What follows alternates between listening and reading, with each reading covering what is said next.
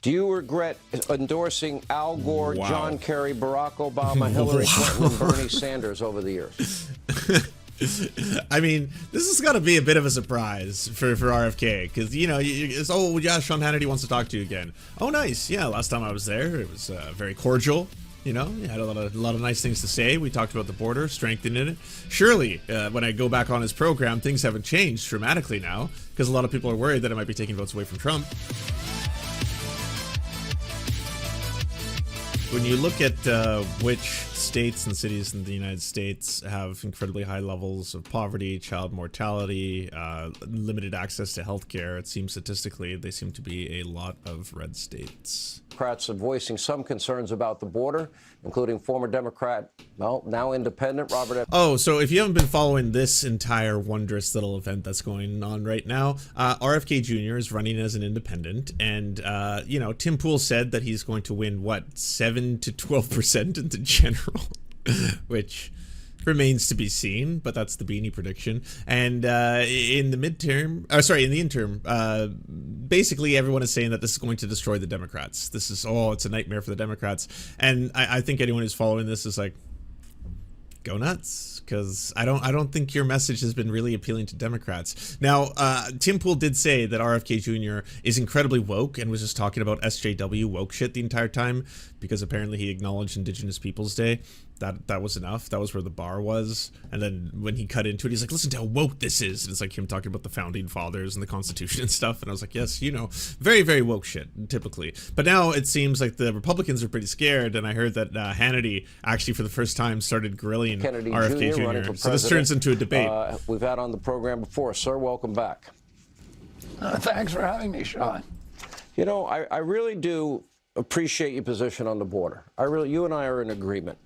You know, it's interesting because everybody's now trying to analyze, you know, whether if there's a three-way race with you, Donald Trump, and Joe Biden, you know, who would you more likely draw from? So I hope you don't mind, but I did a little research on you. You're pretty liberal. There it is. There it is. Oh. So wait, I thought if he was going to be taking all these votes away from the Democrats, this is not a problem. You don't have to worry about it. Don't even have to talk about it. You should just be championing him, right?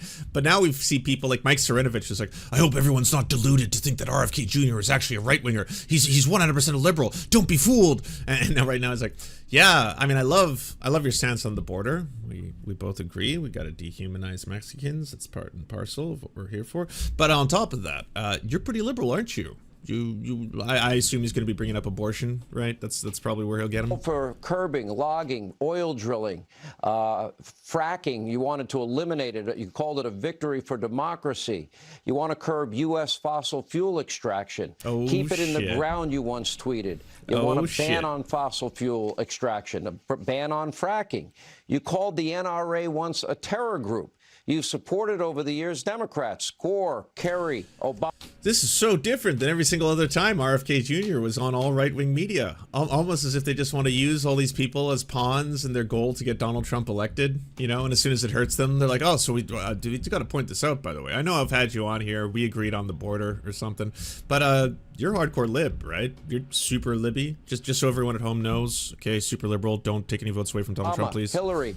You praised Bernie Sanders multiple times. You support affirmative action. So why is this party of yours, why didn't they even want to allow you to compete? Because that's as pretty liberal of a record as anybody I know. You have a litany of talking points from statements I've made over 40 years. Some of them are stale. Some of them I never said.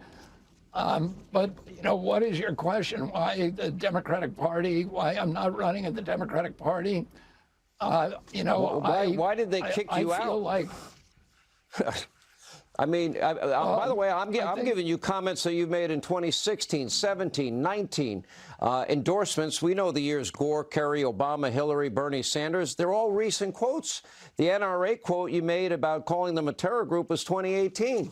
So these are recent positions you've... Wow, Sean, totally different interview. And yes, I don't know why they're playing this footage on the side. It's not as if they're discussing this topic. Pat, I'm not sure why the Democratic Party wouldn't allow you to compete. Do you want to... Do you want to talk about my position, Sean? Yes, sir.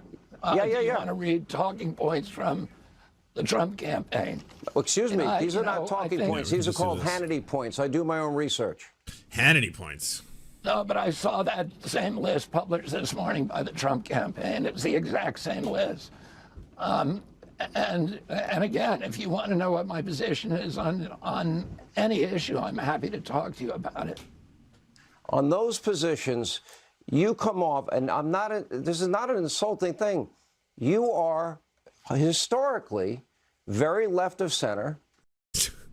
And like, I hope this is as transparent to everyone else as it is to me, because we watched the original puff pieces that all the right was doing with RFK Jr. when he first announced, and a lot of them were like, I mean, you're very interesting. Obviously, you know, you're running as a Democrat, and there's a lot of positions you have that might be a little bit disagreeable, but there's a lot of things that you're saying that no one else is willing to do. You're willing to talk about vaccine mandates and how terrible they are. You even have suggested perhaps it was bioengineered in a lab in Wuhan or something to that effect, and that you're really big on strengthening the border, and of course we really like that and agree with it. So there's so many things that we might have in common after all. Very liberal, and I agree with you. And now it's like, well, I mean, you're just the hardcore libiest lib that ever lived, right? Like you are basically wokeness personified, is what I was told. The one true woke. Yes, woke omega. Your party treated you horribly. I think you deserve better. I don't like the way your own family even treated you. I thought, you know, if they don't agree with you, they can disagree. Ouch. But I didn't like what they said about Invoking you. family. To be honest, I think Wow. you're being honest in your positions, but I don't think you can convince any conservative that you Oh, and by the way, let them fight. Let this fucking homophobic, anti-Semitic asshole take all of the now Fox News fire that is coming his way. have any conservative leanings except for a couple of issues. Maybe some conservatives would agree on the border. Oh, sorry, I almost forgot. Transphobic as well. He's one of the people who's trying to spread this weird conspiracy that apparently it might be something in the food or stuff we're eating, microplastics. That's what's causing all of these children to suddenly report being LGBTQ plus or trans or stuff like that. Could be the microplastics. Maybe some would agree on your vaccine policy, especially with COVID. Where else would you say you're conservative? Well, I wouldn't describe myself at this point as part of the conservative ideology or the Democratic ideology. I would describe myself as part of the common sense ideology. If you ask me, Sean, about any particular issue, I'm happy to tell you what I feel about it, and I also am happy to listen to other people's opinions. The common sense, yeah. All right, common sense consensus of the moral majority. Do you still believe the NRA is a terror group? Not even letting him get his talking points out, you know? Not even letting that happen now. They had to put a quick stop to this. I support the Second Amendment like I do all the amendments to the Constitution, and I'm not going to take I didn't ask you if you support the Second Amendment. You called in 2018. You said Parkland students are right. The NRA is a terror group. Do you believe that? I don't consider the NRA a terror group. Do you regret tweeting that in 2018? Well, I don't recall tweeting it in 2018, but if I did, as I said, Sean, I don't consider them a terror group, and I support the Second Amendment. Do you regret endorsing Al Gore, Wow. John Kerry, Barack Obama, Hillary Clinton, and Bernie Sanders over the years? I mean, this has got to be a bit of a surprise for RFK, because, you know, it's, oh, yeah, Sean Hannity wants to talk to you again. Oh, nice. Yeah, last time I was there, it was very cordial. You know, you had a lot of nice things to say. We talked about the border, strengthening it. Surely, when I go back on his program, things haven't changed dramatically now, because a lot of people are worried that it might be taking votes away from Trump. It's a Leopard's interview. I don't recall endorsing Bernie Sanders. I like Bernie Sanders. I voted for Barack Obama. I don't regret that. I don't. There's a lot of things about those candidates, the candidates who won, that I was disappointed in. I think that, you know, we need to wind down the war machine abroad. Oh, hold on. And I don't think, and I supported Hillary, and I don't think that as Secretary of State that she lived up to those expectations. So But I'm not going to say that I didn't. I supported the men. I supported what they believe in. I think I have a common sense approach to politics, and I'm happy, as I said, to talk to you about any of the issues. No, listen, I'd love to do another town hall with you. I actually enjoyed our time together. Do you stand by your... What changed, Sean? Whoa, is there ever a difference right now between the two of you? Position that you've held at least since 2012 and through 2019 that I have quotes for, banning fracking and banning oil and fossil fuel extraction. I've never believed in banning oil or banning fossil fuel you love extraction. to see it. What I've said is that I love the leopards eating each other. It's one of my favorite genres. Need to internalize their costs. In other words, it's that carbon is the most heavily subsidized energy source. There's $5.2 trillion of subsidies that go to big carbon every year, and that doesn't include even the oil wars. That in a real free market economy, the cost of those wars. Oh, you're getting played off? In the price of gasoline when you got to the tank. The reason that I oppose fracking is because it's poisoning water supplies. I've watched the water supply in Gillett, Pennsylvania, where people turned on their faucets, Sean, and they could light a match there.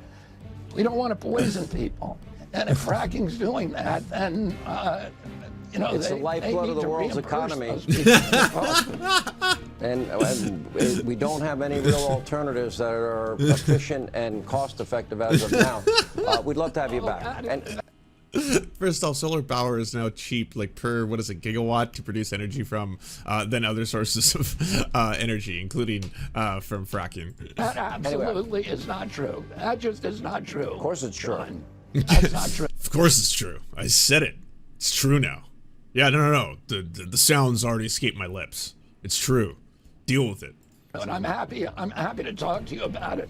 If you give All me right, a chance. I'll tell you what, we'll bring you back. And I'd love to, maybe we'll do another hour together if you're up for it. I'd be up for doing that. That'd be great. Anyway, Robert F. Kennedy, I'm sorry the Democratic Party treated you the way they did.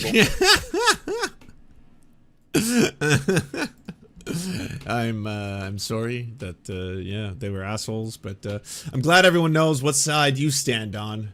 Certainly isn't mine. We're not on the same team. We're not doing the same thing. Do you enjoy the Serfs but prefer not to have to use your eyeballs? Many are saying this. Well, we've got the solution for you. It's the Serf Times in podcast form, available on most major podcasting networks now. If you enjoy it, please consider leaving a good review and feedback because it really helps the show out, apparently, and it's free, just like the podcast.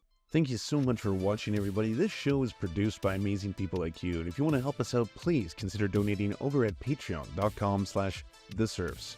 The show is made possible thanks to Amazing Fletch, Anna Loves Riley, Ariane McCarthy, Cheryl Alvarez, Doug Cady, Everything Important, Hagbard Celine, La Media Panza, Matthew Scarborough, Multimondi, Omni, Peanut Butter Blondie, Political Pappy, Quiet 185, Rachel K, Riley and Anna, Roller Dragon, Ruby K, Sir Nickus, Spinach Monster, Stellar Vision, Sebastian Demo, Tech Tink, Trevbot EXE, Words Greenwood, and not to mention all of the amazing and fabulous people you now see before you.